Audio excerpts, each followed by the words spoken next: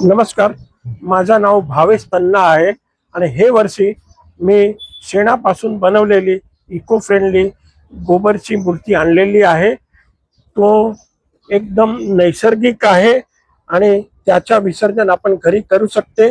त्याच्यामध्ये फक्त गोबर आणि आयुर्वेदिक दुकानामध्ये भेटलेले मैदा लकडी पावडर असते आणि तो एकदम पर्यावरण पूरक आहे आणि त्याच्या विसर्जन करून तो पाणी तुम्ही झाड पेड़ आणि गार्डनला टाकू शकते।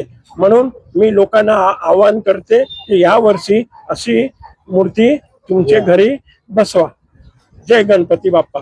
गणपती बाप्पा मोरया। मंगलमूर्ती। आपला भावेश तन्ना हा 5 वर्षापासून हा गणपती करतो। हा शेणाचे गणपती करतो। शेणाच्या गणपतीचा हे आहे की आपण मातीचे दाखवतो, पण हा शेणाचा शेण हा आपल्याला म्हणजे एक औषधीच आहे।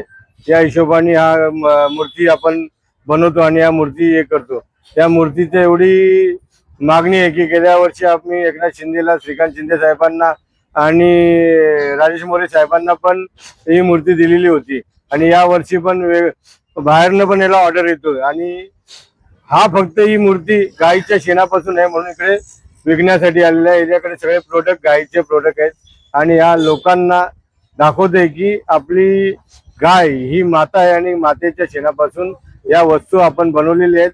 ते तुम्ही खरेदी करा आणि खरेदी करा म्हणजे त्याचा पण काय बिझनेस थोडासा होईल आणि त्याला पण थोडीशी ऊर्जा मिळेल। आणि माझ्या शाखेत मी त्याला हा स्टॉल लावायला दिलाय आणि खरोखरच कालपासून लोकांचा भरपूर प्रतिसाद झालाय। मुलुंडला, मुंबईला हा लावत होता, आता कोपरगावात त्यांनी चालू केले। भावेश तन्ना आणि त्याचा परिवार यांच्या दोघांचं पण मी मनापासून धन्यवाद मानतो की यांनी आमची शिवसेना शाखा निवडली।